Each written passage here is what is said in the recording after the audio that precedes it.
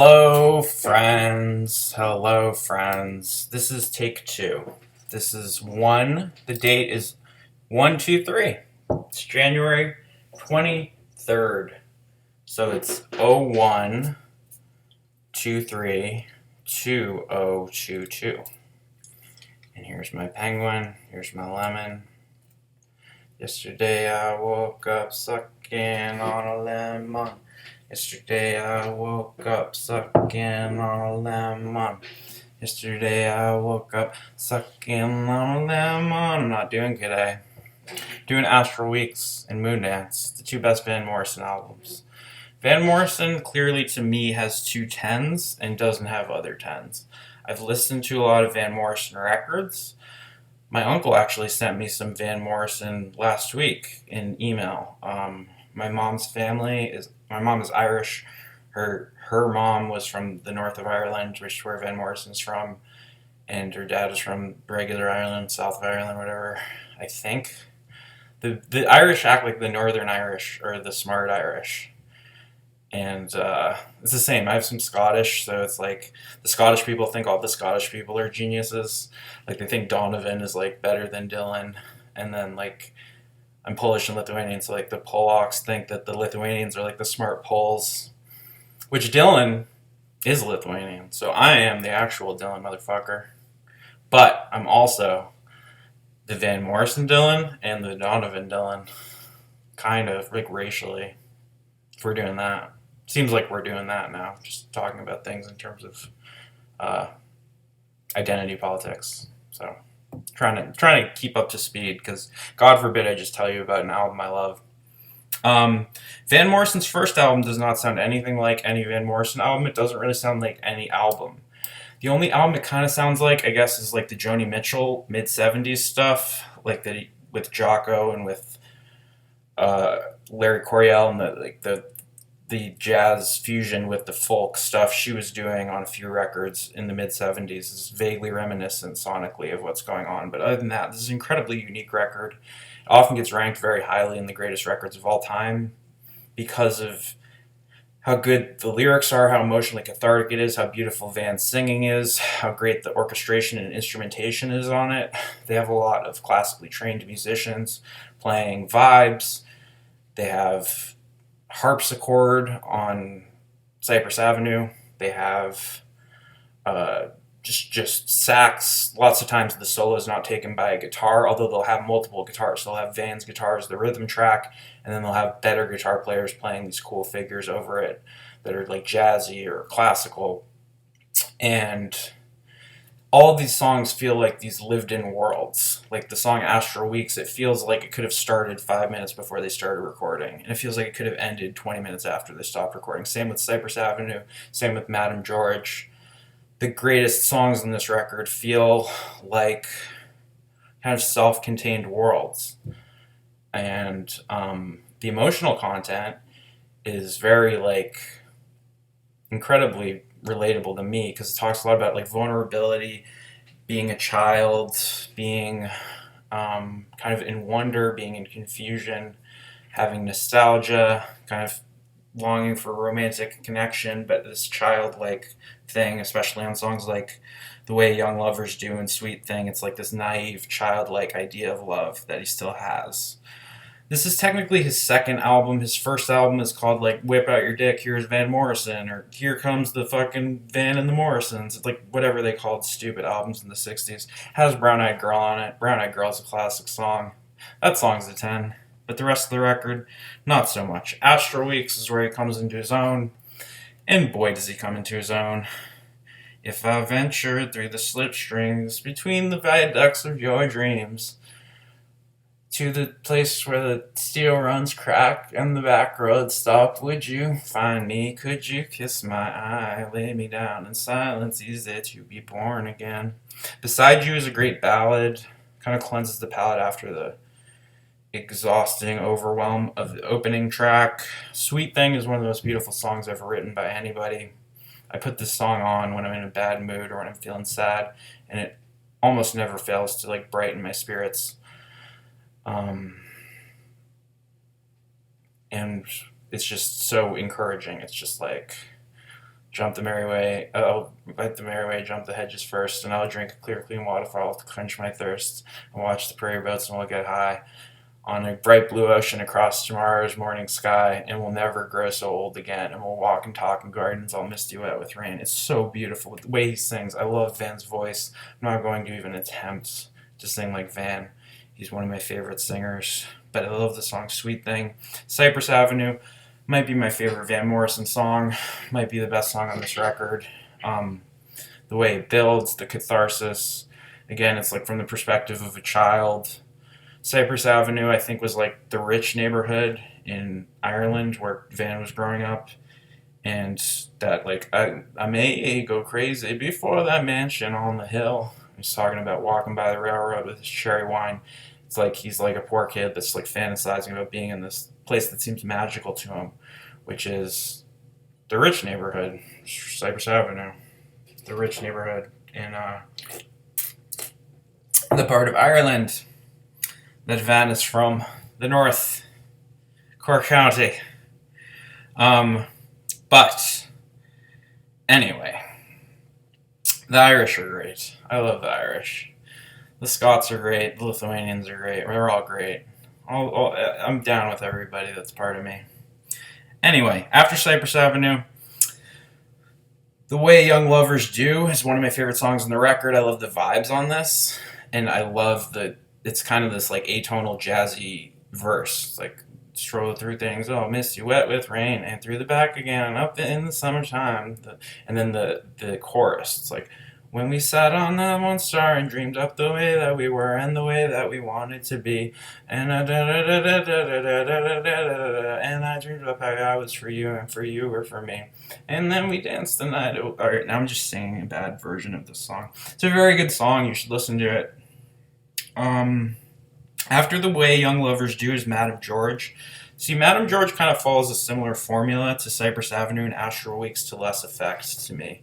I don't think the lyrics are as good. They sound improvised when he's saying stuff like, getting lemon drops, somebody called the cops in the shops, to one that loves the one that loves to love, to love, to love, the love that loves love. It's like, okay, like that's fine, but it's not on the level of what my expectations now are based on the first half of this record. So it's still very good. I like Madame George.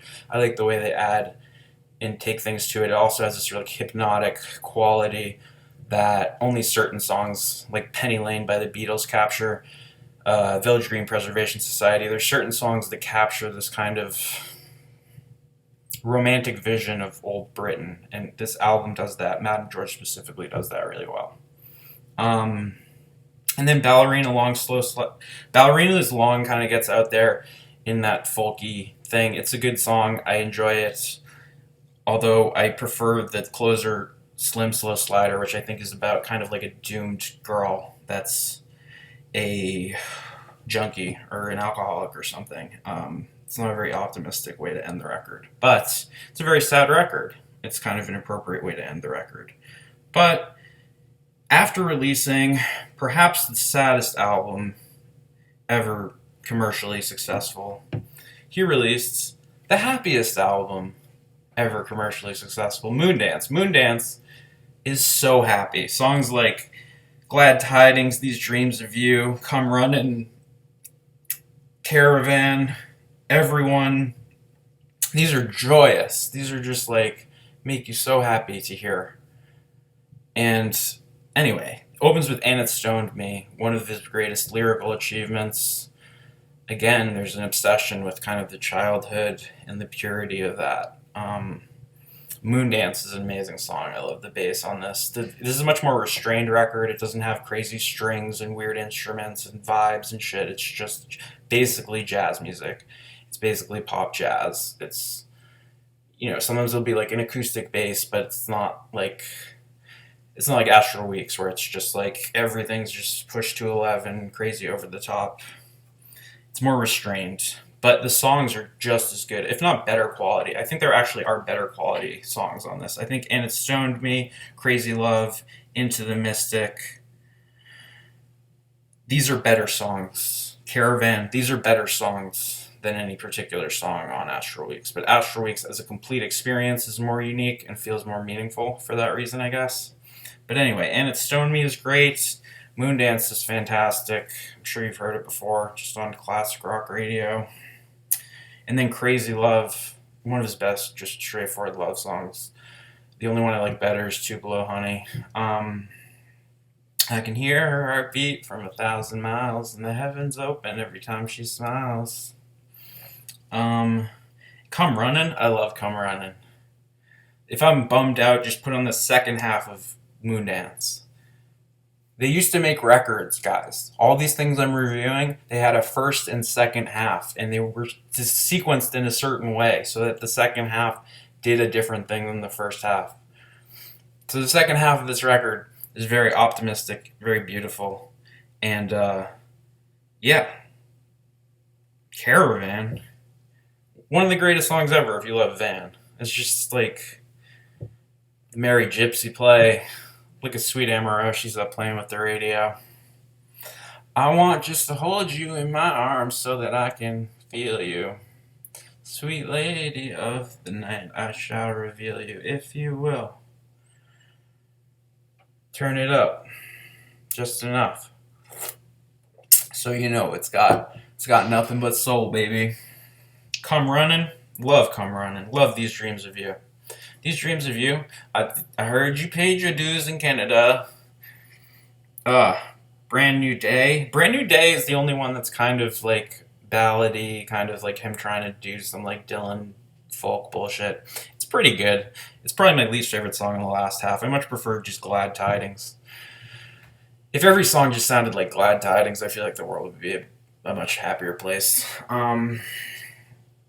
It's just, yeah. Everyone Glad Tidings is just such an uplifting way to end this album. And then it contains And It Stoned Me, Moondance, Caravan, Crazy Love, Into the Mystic. That first half of this album is a greatest hits. There's not a song on that that's not an all-time classic song. And then the last half of the album, I just told you I enjoy just as much as the first half of this album. So these are two of the greatest albums ever. To me, to a lot of people. A lot of people rank very highly these records. It's kind of an incorporation of American jazz with Irish folk singing. And Van Morrison's voice is incredible. I love his lyrics. And I relate to his sensibility a lot. There's a kind of melodrama or romanticization and nostalgia that, as I've mentioned previously, seems to be especially strong in British people, especially in Irish people. They're obsessed with their moms. They're obsessed with their childhood. They're obsessed with neighborhoods. They're obsessed with having the inside angle. Whatever the angle is, the Irish people know it. They sit there, they drink their tea, they smoke their cigarette, they tell you what's really going on. But anyway, Van Morrison, genius artist, made two of the greatest records ever, Astral Weeks and Moondance. And Mazel Tov. I'm at 13 and a half minutes. I feel like I did a substantially worse job reviewing the record this time than I did when I didn't record the sound. But what am I going to do? I'm playing music on the computer. I can't just use it for stupid videos anymore. I'm actually trying to make something. But this is something. Sorry, I don't mean to insult you by implicating that this isn't something. This just doesn't require me to unplug a aux cord. So yeah, Van Morrison. His other records, I love Wild Night, Tupelo Honey he has other good records, like Village Street Choir is good. The one that has like the Celtic cross on it, that's just like Van and the fucking Irish people in the streets, whatever. I don't remember the names of the records. They're good, but they feel like they get progressively worse, and you feel like he hit his creative peak pretty early, which is on the second record and the third record, which are Astral Weeks and Moondance, which I just reviewed, and it took me 15 minutes to do it before, so even though this is a worse review, I wanted to make it 15 minutes. So in addition to Mazel Tov, I would like to say praise Jesus, and